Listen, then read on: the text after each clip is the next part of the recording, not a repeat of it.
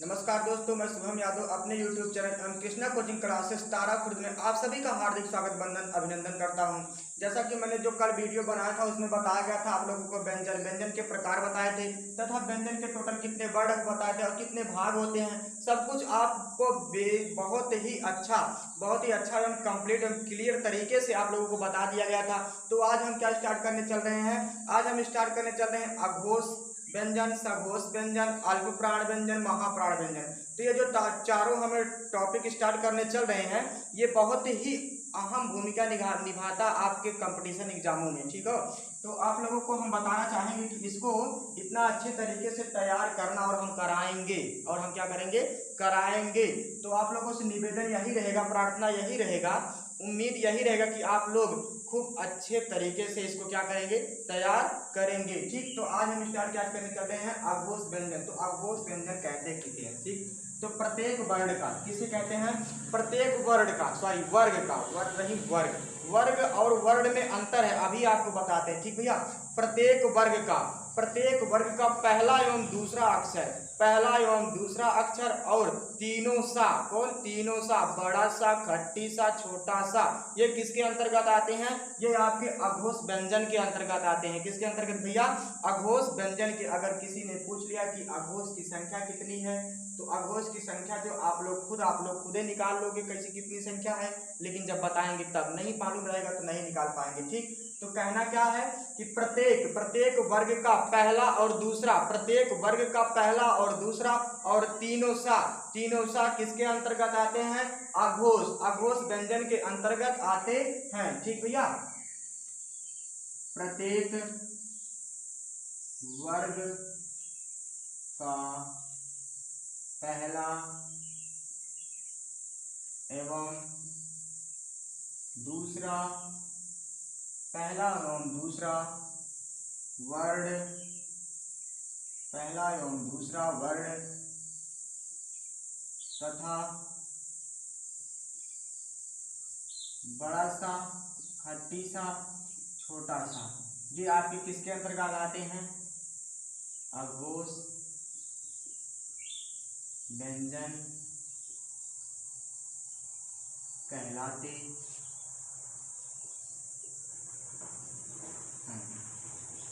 अघोष व्यंजन क्यों कहलाते हैं?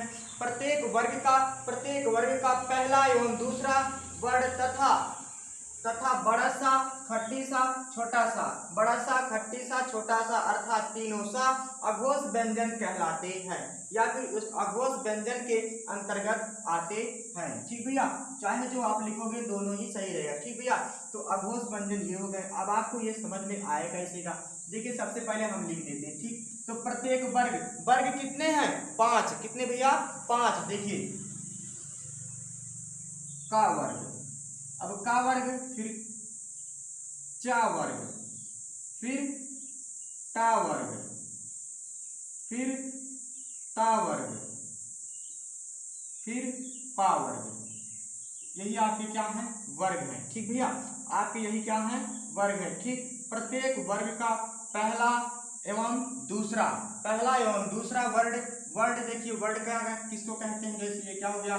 का, खा, गा, घा, अंगा, चा, छा, जा, झा, इया, टा, ठा, डा, ढा, अड़ा, टा, था, दा, धा, न, पा, फा, बा, भा, मा। ठीक, ये आपके क्या है? ये पांचों वर्ग हो गए। ठीक, प्रत्येक वर्ग का पहला और दूसरा वर्ड क्या कहलाता है? पहला और दूसरा वर्ड क्या कहलाता है भैया? आपका कहलाता है अघोष व्यंजन। एवं अघोष व्यंजन में और क्या रखा गया? बड़ा सा, खट्टी सा, छोटा सा, इन तीनों को भी रखा गया है। ठीक भैया, अभी आप इसको तैयार कीजिए, अभी आपको एक ट्रिक भी बताएंगे। ठीक, आपको जिस प्रकार भी चाहे ट्रिक के माध्यम से याद करना, चाहे पूरा थ्योरी लिख कर ही हम दिखा दिए। आप देखिए पूरा एकदम एक्सप्लेनेशन, मतलब कि जान लीजिए आपको समझ में आना ही आना है। बस थोड़ा सा हमको टाइम दीजिए, कितना, थोड़ा सा। अगर आप टाइम नहीं देंगे तो आपको समझ में नहीं आएगा, फिर आप वैसे बुकों में खोजें और कहीं खोजेंगे, वैसे खोजते खोजते भैया जानते हो समय निकलता चला जाएगा और आपका लाभ हो नहीं होगा। ठीक हो, तो आप लोगों से भैया निवेदन यही रहेगा कि सिर्फ आप लोग थोड़ा मन लगाकर बस थोड़ा सा हमको टाइम दीजिए, और टाइम ऐसा मत दीजिए वीडियो खोल कर रख दें उसके बाद चना और वो चबाएं, नहीं भैया ये नहीं करना। ठीक है, बस थोड़ा सा समय दीजिए और आप लोग थोड़ा मन से देखिए। कैसे भैया, वीडियो को मन से देखिए। ठीक भैया, तो देखिए प्रत्येक वर्ग, ये जानते हो प्रथम वर्ग, प्रथम वर्ग कहलाता है, ये द्वितीय वर्ग कहलाता है, और यह तृतीय वर्ण कहलाता है, और यह चतुर्थ वर्ण कहलाता है, और यह पंचम वर्ण कहलाता है। क्या कहलाता है? पंचम वर्ण कहलाता है। ठीक भैया, देखिए कह रहा है प्रत्येक वर्ग का, तो प्रत्येक वर्ग यही हो गया। ये क्या हो गया आपका? प्रत्येक वर्ग हो गया। पहला तथा दूसरा वर्ण क्या कहलाता है? क्या कहलाता है भैया? अघोष व्यंजन कहलाता है। ठीक, तो अघोष व्यंजन के अंतर्गत कौन कौन है? का, खा, चा, छा, टा, ठा, ता, था, फा, फा, और बड़ा सा, खट्टी सा, छोटा सा। तो इनकी संख्या टोटल कितनी हो गई? 2, 2, 4, 2, 6, 2, 8, 2, 10, 2, 12, 1, 13। कितने हो गए? 13 हो गए। अभी आप लोगों को बताए थे ना कितनी संख्या हो जाएंगी? टोटल 13। इनके अंतर्गत कितना आ गई? 13। ठीक भैया, तो आप लोगों को हमें उम्मीद है कि अघोष व्यंजन कंप्लीट तरीके से आ गया। इसका ट्रिक जो कह रहे थे, ट्रिक भी देख लीजिए। जैसे क्या कह रहा है, ये कह रहा है कि प्रत्येक वर्ग का पहला और दूसरा, प्रत्येक वर्ग का पहला और दूसरा क्या वर्ण, पहला और दूसरा वर्ण प्रत्येक वर्ग का। भैया ये भी ध्यान में रखना कि पहला दूसरा क्या है। प्रत्येक वर्ग का वर्ग 12 वर्ण, वर्ग 12 वर्ण, प्रत्येक वर्ग का पहला दूसरा वर्ण। और आप लोग ध्यान में रखना, बड़ा सा, खट्टी सा, छोटा सा, बड़ा सा, खट्टी सा, छोटा सा। ये आपके इतने में आपका क्या हो गया? इतने में ही आपका कंप्लीट तरीके से एक छोटा सा ट्रिक बन गया, जो अगर आप लोग चाहेंगे तो याद हो जाएगा। ठीक भैया, याद हो जाएगा। ठीक भैया, यही ट्रिक था, हम कहीं और से बनाकर कुछ नहीं लाए ट्रिक भैया, बस अपने थोड़ा सा दिमाग से थोड़ा सा रख दिए हैं। अगर आप लोगों को अच्छा लगे तो इसको भी नोट कर लेना, अगर नहीं अच्छा लगे तो उसको मत नोट करना, लेकिन जो भैया ये बताएं इसको जरूर नोट करना, क्योंकि अगर आपको पढ़ना होगा तभी नोट करना। ठीक भैया, तो आपको काफ़ी अच्छे तरीके से बताए हैं इसको। फिर आगे चलते हैं। अघोष व्यंजन तो कंप्लीट हो गया, उसके बाद सघोष, किसकी बारी आती है? सघोष व्यंजन की। तो आप लोगों को काफ़ी क्लियर तरीके से हम बताएंगे सघोष व्यंजन का भी उदाहरण एग्जाम्पल सहित बताएंगे। ठीक भैया, तो इस पर मतलब कि परिभाषा एग्जाम्पल सहित बताएंगे। ठीक भैया, तो आप लोगों से निवेदन यही रहेगा कि विषय से ही वीडियो में बने रहिए और देखते रहिए। उसके बाद क्या बारी आती है? बारी आती है भैया, बारी आती है सघोष व्यंजन। किसका? सघोष व्यंजन। तो सघोष व्यंजन किसे कहते हैं? सघोष व्यंजन किसे कहते हैं? सघोष व्यंजन के अंतर्गत प्रत्येक वर्ग का तीसरा, चौथा, पांचवा वर्ण तथा अंतस्थ व्यंजन और ह को रखा गया। किसको रखा गया? ह को भी इसी के अंतर्गत रखा गया है। ठीक, प्रत्येक वर्ग का तीसरा, चौथा, पांचवा, प्रत्येक वर्ग का पहला, तीसरा, चौथा, पांचवा और अंतस्थ व्यंजन एवं ह को सघोष व्यंजन के अंतर्गत रखा गया है। ठीक भैया, तो सघोष व्यंजन का जो परिभाषा वह क्या है? प्रत्येक वर्ग का तीसरा, चौथा, पांचवा और अंतस्थ तीसरा चौथा पांचवा वर्ण और अंतस्थ व्यंजन एवं हा को भी, किसको भैया, हा एवं हा को सघोष व्यंजन के अंतर्गत रखा गया है। किसके अंतर्गत रखा गया है? सघोष व्यंजन के अंतर्गत रखा गया है। ठीक भैया, तो यह आपका कंप्लीट हो गया क्या, सघोष व्यंजन। ठीक, आप देखिए हमने पहले ही बता दिया कि प्रत्येक वर्ग का, तो वर्ग आपके कितने, यही पांचों तो आपके वर्ग हैं। ठीक है, प्रत्येक वर्ग का तीसरा चौथा और पांचवा, कौन कौन सा, तीसरा चौथा और पांचवा। तो ये आपका तीसरा हो गया, ये हो गया चौथा, ये हो गया पांचवा। ठीक, ये आपके हो गए तीसरे चौथे और पांचवे। फिर क्या कह रहा है, देखिए ये आपका किसके अंतर्गत आ गया, तीसरा चौथा और क्या, पांचवा। तीसरा चौथा और पांचवा ये किसके अंतर्गत आ गया, सघोष व्यंजन के अंतर्गत। किसके अंतर्गत भैया, सघोष व्यंजन के अंतर्गत। और क्या करा, अंतस्थ व्यंजन की संख्या कितनी भैया, अंतस्थ व्यंजनों की संख्या भी 4 है। कितना है, 4। कौन कौन से, या, रा, ला, वा, ये आपके किसके अंतर्गत आते हैं, अंतस्थ व्यंजन के अंतर्गत आते हैं। इनको भी किसके अंतर्गत रखा गया है, सघोष व्यंजन के अंतर्गत रखा गया है। तो हमें उम्मीद है आप लोगों को क्लियर एवं कंप्लीट तरीके से ये समझ में आ रहा होगा। ठीक है, अगर आपको समझ में आ रहा है तो आपको विनम्रता के साथ भैया निवेदन है कि आप अपने कॉपी में नोट कर लीजिए, या फिर आप खुद की मोबाइल चलाते हैं या फिर कहीं से देखने के लिए पाए तो उसको कैप्चर कर लीजिए, स्क्रीनशॉट ले लीजिए, रखे रहिए। ठीक, अगर नहीं स्क्रीनशॉट ले रहे हैं तो इसको नोट जरूर कर लीजिए। ठीक भैया, फिर उसके बाद हम एक बार और बता दें, उसके बाद चलेंगे आप लोगों को अल्प प्राण में। किसमें, अल्प प्राण में, उसके बाद महाप्राण। ठीक, तो आप लोगों को आज जितना भी ये हेडिंग है, जितना कंप्लीट, जितना भी आप लोगों को बताए हैं कि जो हेडिंग, जो चारों हेडिंग बताएंगे तो उसको आज क्या करेंगे, कंप्लीट करा कर ही मानेंगे। ठीक भैया, और आप तैयार भी करवाएंगे, सिर्फ कंप्लीट करना ही हमारा मकसद नहीं है। हमारा मकसद ये है, अगर हम मेहनत कर रहे हैं तो थोड़ा सा टाइम आपका ले रहे हैं तो आपको भी कुछ उससे मिलना चाहिए कि नहीं मिलना चाहिए भैया। तो ठीक है, आप लोग अब क्या बताएंगे, उसके बाद क्या बताएंगे भैया, बताएंगे अल्प प्राण। तो इसको एक बार और देखिए, प्रत्येक वर्ग का, तो प्रत्येक वर्ग आपका यही है, इसको एक तरह और याद कर सकते हैं। कैसे, कचटतप के अनुसार भी इस प्रत्येक वर्ग को हम याद में रख सकते हैं, मतलब याद कर सकते हैं। ठीक भैया, तो कौन सा, तीसरा चौथा पांचवा। ठीक, ये किसके अंतर्गत आएंगे, ये किसके अंतर्गत आएंगे, सघोष व्यंजन के अंतर्गत आएंगे। और अंतस्थ, या, रा, ला, वा और हा को भी रखा गया है। हा जो कि अंतस्थ के अंतर्गत नहीं आता है, लेकिन इसको भी रखा गया है, इसको भी सघोष व्यंजन के अंतर्गत रखा गया है। तो हमें उम्मीद है आपको अघोष और सघोष दोनों कंप्लीट तरीके से एवं अच्छी तरीके से एवं काफी बेहतरीन तरीके से भैया समझ में आ गया होगा। अघोष सघोष अब हो चुका है, अब किस पे चलेंगे, अल्प प्राण में। अब तो हमें उम्मीद है कि ये लगभग आप लोगों को कंप्लीट तरीके से आ गया है, इसमें कुछ छूट तो नहीं रहा है।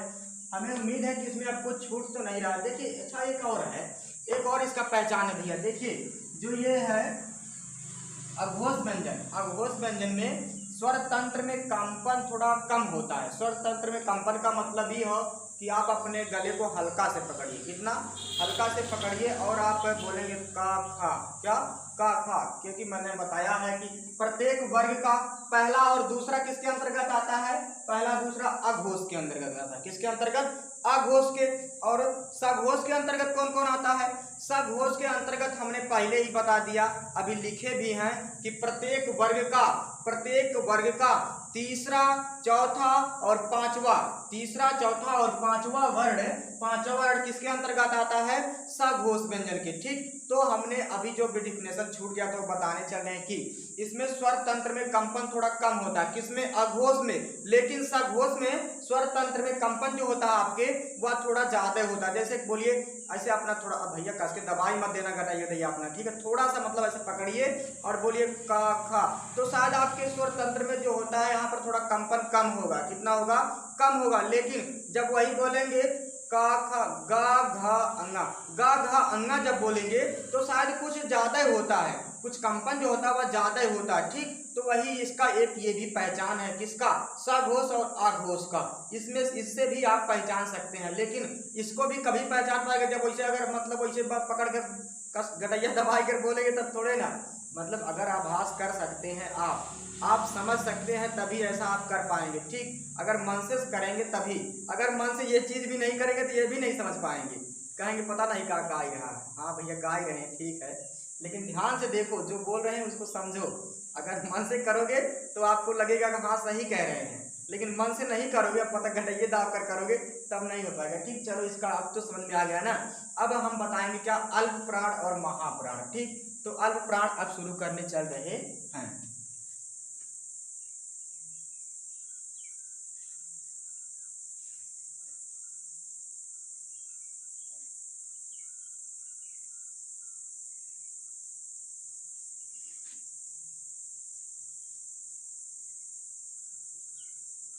अल्प प्राण, ठीक, अल्प प्राण किसे कहते हैं? ठीक भैया, अल्प प्राण, अल्प प्राण का डेफिनेशन क्या है? देखिए, अल्प प्राण में जो होता है प्रत्येक वर्ग का कौन सा पहला, तीसरा और पांचवा, प्रत्येक वर्ग का पहला, तीसरा और पांचवा वर्ण क्या कहलाता है? अल्प प्राण। ठीक, और इसमें और रखा गया है अंतस्थ व्यंजन को भी इसी के अंतर्गत रखा गया है, अंतस्थ व्यंजन को भी इसी के अंतर्गत रखा गया है। ठीक, तो प्रत्येक वर्ग का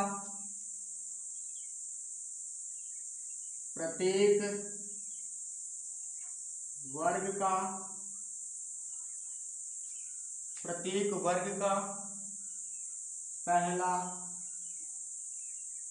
तीसरा, पांचवा, प्रत्येक वर्ग का पहला, तीसरा और कौन सा पांचवा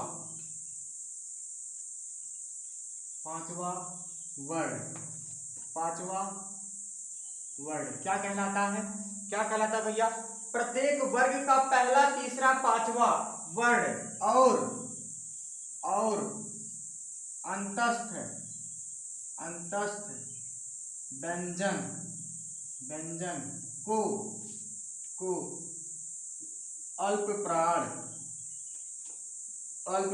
के अंतर्गत रखा गया है। किन किन वर्णों को भैया अल्प प्राण के अंतर्गत किन किन वर्णों को रखा गया है? प्रत्येक वर्ग का कौन कौन सा पहला, प्रत्येक वर्ग का पहला, तीसरा और पांचवा वर्ण और अंतस्थ व्यंजन को किसके अंतर्गत रखा गया है? अल्प प्राण के। किसके? अल्प प्राण के। इसका और एक शाब्दिक डेफिनेशन है अल्प प्राण का शाब्दिक। अल्प मीन्स क्या होता है? कम या हल्का, कम या हल्का। ठीक है, अल्प मीन्स क्या होता है? कम। प्राण का मतलब क्या होता है? प्राण का शाब्दिक अर्थ क्या है? वायु। प्राण का शाब्दिक अर्थ क्या है? वायु। ठीक, तो अल्प प्राण में, अल्प मतलब कम, प्राण मतलब वायु। अगर उच्चारण करते समय जिन वर्णों का उच्चारण करते समय कम प्राण, अल्प प्राण मतलब कम वायु निकले तो उस किसके अंतर्गत आता है? वह किसके अंतर्गत आएगा? वह अल्प प्राण व्यंजन के अंतर्गत आएगा। ठीक भैया, तो हमें उम्मीद है यह भी आप लोगों को समझ में आ गया होगा। ठीक, तो अंतस्थ आती है। अंतस्थ में हमने पहले बता दिया 4 वर्ण होते हैं। कितने? 4 वर्ण। कौन कौन से?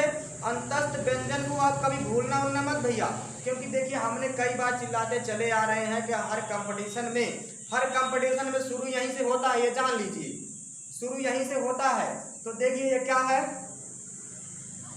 अंतस्थ में या, रा, ला, वा, ये ही है 4। इनको भूलना मत। जिसमें रा को क्या बोलते हैं? रा को प्रकंपित वर्ण अथवा लुंठित वर्ण के अंतर्गत रखा गया, और ला को पार्श्विक वर्ण के। किसके? पार्श्विक वर्ण के। और या और वा जो है, या और जा हुआ अर्धस्वर है। क्या है?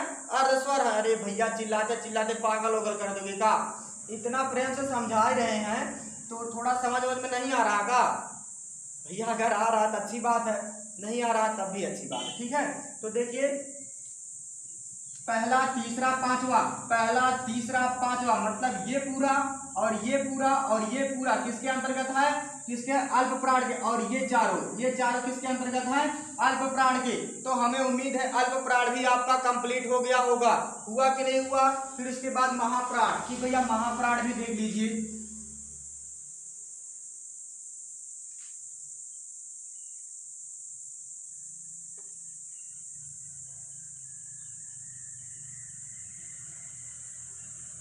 महाप्राण, ठीक, महाप्राण में क्या किया गया, जो छूटा वही ले लो, जो अल्प प्राण में छूट गया था वही ले लो। मतलब प्रत्येक वर्ग का दूसरा और चौथा, प्रत्येक वर्ग का दूसरा और चौथा वर्ण ही क्या कहलाता है, क्या कहलाता है भैया, महाप्राण। और इसके अंतर्गत क्या क्या रखा गया, इसके अंतर्गत और क्या क्या रखा गया है, ये भी आप लोग ध्यान पूर्वक सुन लीजिए। क्या क्या रखा गया है, इसके अंतर्गत और रखा गया है उष्म व्यंजन को। उष्म व्यंजन किसे कहते हैं, जैसे जिन वर्णों का उच्चारण करते वक्त हमारे मुंह से उष्म व्यंजन ना, उष्म मतलब उष्मा मतलब गर्मी, थोड़ा सा गर्मी से बोलो, बड़ा सा कर थोड़ा सा गर्म हवा निकल रहा है कि नहीं निकल रहा है, तो वही इसी भैया थोड़ा सा इसी घर्षण जो हो रहा है ना, उसी के कारण उसको उसमें व्यंजन नमूने रख दिए, गजब ना। चलो ठीक है, कोई बात नहीं। तो देखिए प्रत्येक वर्ग का दूसरा और चौथा वर्ण तथा उष्म व्यंजन को महाप्राण के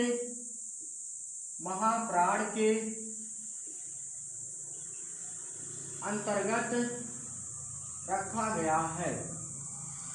किसके अंतर्गत रखा गया है, महाप्राण के अंतर्गत रखा गया है। तो हमें उम्मीद है, हमें विश्वास है भैया कि आपको यह भी अच्छी तरह से समझ में आ रहा होगा। ठीक, अगर आ रहा तो बहुत अच्छी बात है। ठीक है, देखिए, और उष्म व्यंजन इतना चिल्लाई कर बताए हैं, कितनी बार बताए, कम से कम 20-25 बार सॉरी, कम से कम 3-4 बार तो बता ही दिए होंगे ना।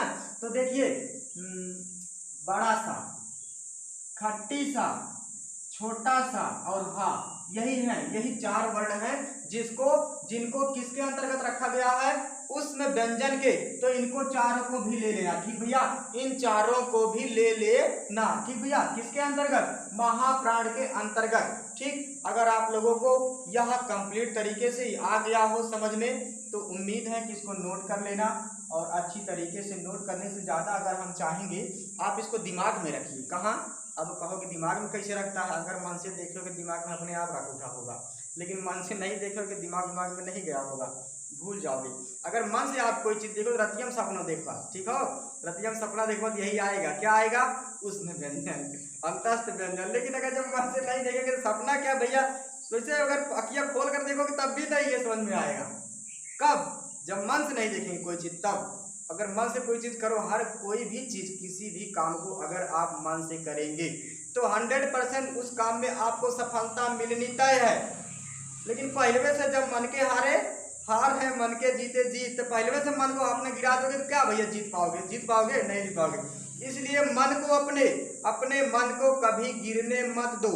अपने मन को इस तरह थोड़ा उठाओ भैया कि हम नहीं, अभी नहीं हार मानेंगे, अभी थोड़ा सा और कोशिश करेंगे, थोड़ा सा और ऐसे कोशिश करते करते भैया ना तो पार हो जाएंगे। ठीक है, लेकिन अगर कोशिश नहीं करेंगे तो उम्मीद नहीं है पार हो जाएंगे। ठीक है, इसलिए निवेदन है कि खूब मेहनत से और मन से, मेहनत के साथ साथ भैया मन बहुत जरूरी हो, बहुत जरूरी, बहुत अहम भूमिका है इसका कि आप मेहनत कर रहे हैं, खूब मेहनत करके लिखें, गोदें, अब कुछ भी करें, लेकिन जब तक मन से कोई, देखा मन अगर कह रहा है आधा घंटा पढ़िए तो आधा घंटा पढ़िए, कह रहा 3 घंटा पढ़िए, 4 कह रहा 4, 5 कह रहा, लेकिन अगर मन कह रहा बस तो बस, अगर लेके बैठे रहो तो क्या फायदा उससे। कई बच्चे हम देखते हैं उसे लेके बैठे रहेंगे खूब, मतलब कि अब जैसे लगेगा मतलब कि सभी लोग देख रहे हैं हाँ पढ़ नहीं रहा, क्योंकि उसका मन लग ही नहीं रहा है, तो उसको मत पढ़ाइए, पढ़ने के लिए मत भेजिए, कहीं पर भेज दे, जा मार बेटा वो लखनऊ जाए, मुंबई जाए, सॉरी इलाहाबाद जाएगा, यहाँ जाएगा, वहाँ जाएगा। अरे जब मन नहीं लग रहा तो लखनऊ, बम्बई, इलाहाबाद कहीं भी भेज दीजिए, नहीं पढ़ पाएगा। लेकिन अगर मन उसका लग रहा है तो घर में बैठा दीजिए, वहीं भी पढ़ेगा, अच्छी तरह से पढ़ेगा। ठीक, आप बस उसको थोड़ा सा टाइम देना। अगर आप टाइम नहीं देंगे तो मन भी उसका बेचारे कितना लगेगा, कितना भी मन लगेगा। जब टाइम ही आप नहीं देगा, आपके पास टाइम ही नहीं रहेगा तो करेगा क्या, बताइए। कोई और शुरू किया, प्राण पहुंचा, आधा डेफिनेशन हमारा देखा वीडियो, उसके बाद चल इधर आओ, इधर ये काम करना है, तो वो भाई भाग आएगा, क्या करेगा, नहीं आएगा, नहीं आएगा तो ऊपर से 2 डंडा 3 डंडा चलो ठीक है, तो आज बस यहीं तक। फिर इसके आगे जो पढ़ाएंगे तो उसको अगले वीडियो में बताया जाएगा। और आप लोगों से रिक्वेस्ट रहेगा कि थोड़ा वीडियो को हमारे शेयर कर दीजिए, ठीक भैया। तो आज का जो टॉपिक था अघोष, सघोष, अल्पप्राण, महाप्राण, ये चारों का चारों जो टॉपिक था वह कंप्लीटली एवं क्लियर तरीके से आपके दिमाग में घोल दिए हैं, ठीक हो। अगर घोल दिए हैं तो सही है, लेकिन शायद आपके दिमाग में पहुंचा है, भूला है कि नहीं, ये हम नहीं जानते। अब उसको आप ही जानोगे, ठीक। तो आपको डिपेंड आपके ऊपर करता है, आपने कितना इसमें मन लगाया है, ठीक है। तो आज का वीडियो बस यहीं तक, बस यहीं तक, ठीक भैया, नमस्कार।